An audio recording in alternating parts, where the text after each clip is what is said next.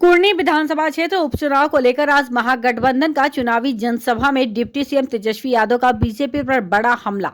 CM Nitish Kumar ने देश हित में निर्णय लिया है। देश के लोकतंत्र को बचाया जाना, देश में अमन चैन को बचाया जाना और एकजुट होकर संविधान को मिटाने वाले के खिलाफ हम सब लोग एक साथ खड़े हैं।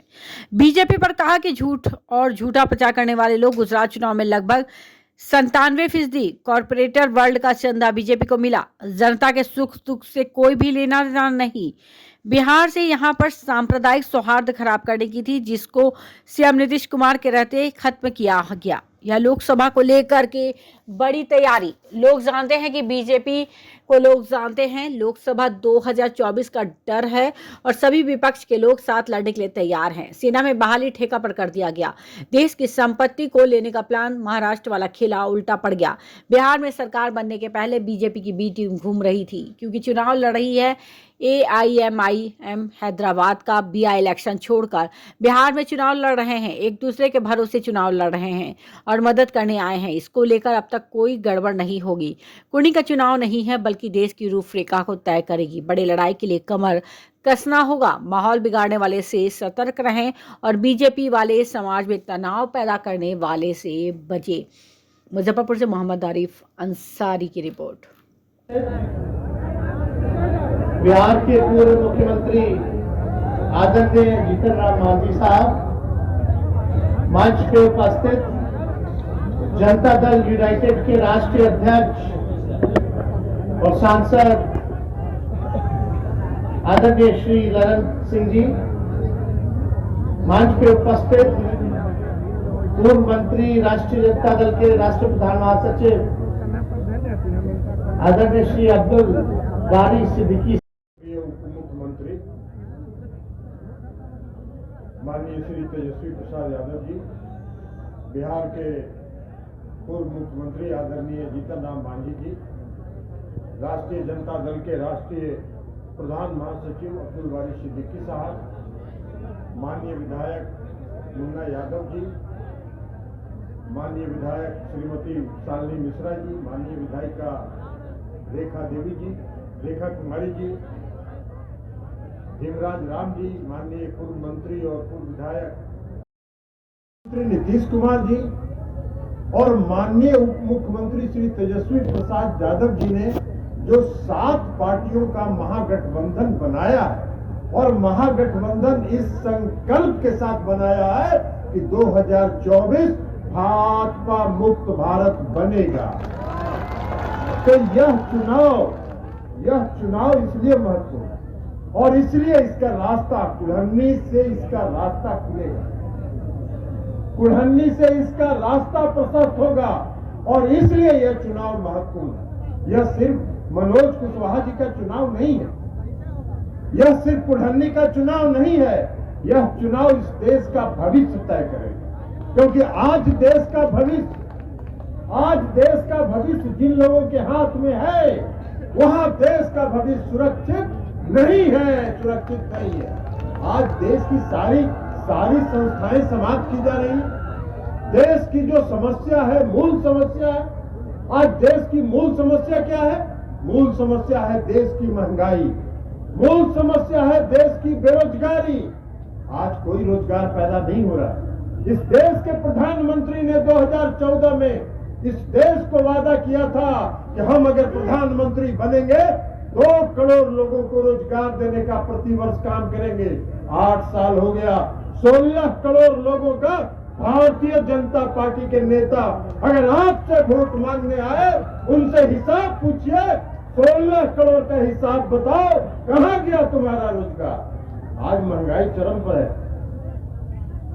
आज बहुत खुश होते हैं तो केंद्र की सरकार अपना पीठ खुद थपथपाती है, कहती है उज्ज्वला योजना हमने चलाया, हर गरीब के यहां सिलेंडर पहुंचाया। यहां माताएं बहनें बैठी हैं, इनसे पूछिए कितने घरों में उज्ज्वला योजना में गैस सिलेंडर पहुंचाया? सब ढनढना रहा है, एक भी नहीं जलता है। क्यों नहीं जलता है? जब ये प्रधानमंत्री देश के बने थे 2014 में 400 रुपए गैस के सिलेंडर का दाम था। आज 1400 रुपए गैस का सिलेंडर है, 1400 रुपए गैस का सिलेंडर है। आज महंगाई कहाँ चला गया? देश की अर्थव्यवस्था कहाँ चली गई? आज $1 का कीमत 82 रुपया हो गया। 82 रुपया हो गया। देश की अर्थव्यवस्था समाप्त हो गई। आज विदेश से कोई भी सामान अगर इस देश में आएगा तो $1 वहां कीमत होगा और 82 रुपया यहाँ कीमत होगा। कहाँ जाएगा महंगाई का दर? आज महंगाई पर चर्चा नहीं कर रहे, इसलिए कि कर भी नहीं सकते हैं, इसलिए कि इनके पास कोई जवाब नहीं है। इन्होंने देश को अंधकार में ढकेलने का काम किया है। देश को पूरे तौर पर बर्बाद करने का इन्होंने काम किया है। सारी संस्थाएं खत्म हो गई है। आज देश अधिनायकवाद की तरफ बढ़ रहा है। हम लोग, हमारे जैसा व्यक्ति और अब्दुल वाली सिद्दीकी साहब यहाँ बैठे हैं। हम लोग 1974 के लोकनायक जयप्रकाश नारायण के नेतृत्व में जो आंदोलन हुआ था, आदरणीय लालू प्रसाद यादव जी के नेतृत्व में, आदरणीय नीतीश कुमार जी के नेतृत्व में जो आंदोलन हुआ था इस बिहार में, उसमें हम लोग भागीदार थे। उस समय जो महंगाई थी, 1974 में जो महंगाई थी, आज उससे दुगने स्तर पर पहुंच गई है। आज महंगाई की चर्चा नहीं होती, आज बेरोजगारी की चर्चा नहीं होती है, आज रोजगार पैदा करने की चर्चा नहीं होती है, बल्कि हो क्या रहा है? रोजगार समाप्त किया जा रहा है, रोजगार खत्म किया जा रहा है। सारे उद्योग धंधे पूंजीपतियों के हवाले किया जा रहा है। दो गुजराती इस देश की संपत्ति को बेच रहे हैं और 2 गुजराती इस देश की संपत्ति को खरीद रहे हैं। यह हो गया है इस देश का हालत। आज इनके पालतू बने हुए हैं। सारी सरकारी संस्थाएं समाप्त हो गई हैं। आज 3 पालतू इनके 3 पालतू हो गए हैं। एक सीबीआई है, एक ईडी है, एक आईटी है। रोज अखबार में देखिएगा, आज वहां सीबीआई का छापा पड़ गया, आज वहां ईडी का छापा पड़ गया, आज वहां आईटी का छापा पड़ गया। जो इनके खिलाफ बोलेगा उसके यहाँ सीबीईडी और आईटी पहुंचाने वाला है। यहाँ कौन डरने वाला है भैया? यहाँ कौन डरने वाला है? आपको जितना मन करे अपने पालतू तोते का इस्तेमाल कर लीजिए, कोई डरने वाला नहीं है। लेकिन करिएगा क्या? आज देश में कहीं चर्चा है? देश में कहीं चर्चा है? आज आप पढ़ते हैं किसी अखबार में पढ़ा है आपने कि देश में महंगाई बढ़ गई है, इस पर कहीं खबर छपी हो? आज देश में बेरोजगारी हो गई है, इस पर कहीं अखबार में खबर छपी हो? नहीं छपती है। क्यों नहीं छपती है? इसलिए कि पूरे मीडिया पर इनका नियंत्रण है। पूरा मीडिया आज पूंजीपतियों ने खरीद लिया है।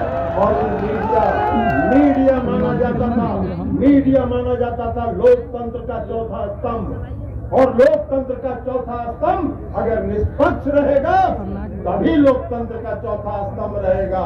और जब वो पूंजीपतियों के हवाले हो गया, वो कहां से निष्पक्ष रहेगा? तो कोई निष्पक्ष नहीं है। इसलिए आज साथियों जो कुढ़न्नी का चुनाव है वो साधारण चुनाव नहीं है। इसलिए मनोज कुशवाहा जी से भूल हुई होगी, इन्होंने क्षमा मांगा। हम आपसे भी आग्रह करेंगे कि मनोज कुशवाहा जी से अगर कोई जाने अनजाने में गलती हुई होगी, उसको माफ करके देश के भविष्य 2024 के चुनाव को देखिए और मनोज कुशवाहा जी को यहाँ से चुनाव जिता के भेजिए। यह आग्रह और अपील करने के लिए आए हैं। अब मीडिया के बारे में हमने कहा, यहाँ जो साथी खड़े हैं उनको चिंता करने की जरूरत नहीं है, इसलिए हम उनके बारे में आपका तो जो व्यवस्था है उस पर उनका कब्जा है। आप बेचारे क्या करिएगा? आज आपको अगर छूट मिल जाए तो देश की महंगाई और बेरोजगारी का चर्चा शुरू कर दीजिएगा। लेकिन मीडिया के जो लोकल हैं उनको कोई इससे मतलब नहीं है। पूरी व्यवस्था पर उनका कब्जा हो चुका है पूंजीपतियों का। हम सभी आपसे विनती करने के लिए आए हैं कि सब लोग अपने किसी भी भेदभाव को भुलाकर, किसी भी गुस्से को भुलाकर, किसी भी तकलीफ को भुलाकर देश के भविष्य के लिए 5 तारीख को जो चुनाव होना है उसमें तीर छाप पर बटन दबाकर मनोज कुशवाहा जी को भारी मतों से विजयी बनाइए और भाजपा मुक्त भारत का यहाँ से कुढ़न्नी से आगाज करिए ताकि दिल्ली तक आवाज चला जाए। कुढ़न्नी बोल रहा है भाजपा मुक्त भारत होगा, भाजपा मुक्त भारत होगा, भाजपा 2024 की लड़ाई है। ये तो अंगड़ाई है, ये तो टेलर है। हम ये कहना चाहता हूँ, मनोज कुशवाहा आपका बेटा भतीजा हो सकता है, कितने बार हम जाएंगे, हमारे जैसे लोग आते जाते रहेंगे, लेकिन इस देश में भाजपा को भगाने के लिए आप तमाम लोगों को एकजुट होना होगा। माननीय उप मुख्यमंत्री तेजस्वी यादव जी के नेतृत्व में, ललन बाबू के नेतृत्व में, नीतीश कुमार जी के नेतृत्व में, मांझी जी के नेतृत्व में आपको आगे बढ़ना होगा, तभी इस देश और राज्य का विकास होगा, उसके साथ साथ पुरंदी का विकास होगा। साथियों, ज्यादा कुछ नहीं करते हुए आप तमाम लोगों से एक अपील करना चाहता हूँ कि जो भूल हमसे हुई हो निश्चित तौर पर आप माफ करेंगे और 3 पर बटन दबा के 5 तारीख के भारी बटन से हमको जिताने का प्रयास करेंगे। बहुत बहुत धन्यवाद।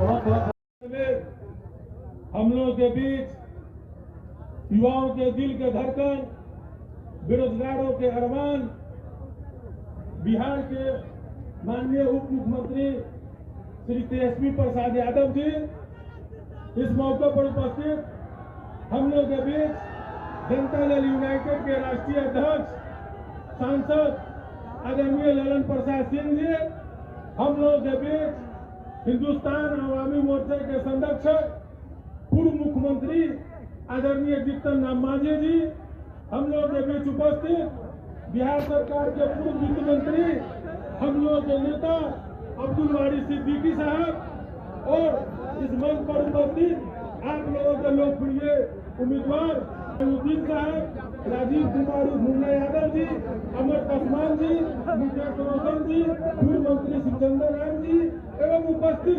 तमाम मंचासीन नेता और पुरानी विधानसभा से कोने कोने से आए हुए नौजवान साथी, माताएं, बहनों, भाइयों, आज ये जो पुरंदी का उपचुनाव है, हम आपको बता देना चाहते हैं कि आप पुरंदी की सम्मानित जनता का इतिहास सुनहरे अक्षरों में लिखने वाला समय आ गया।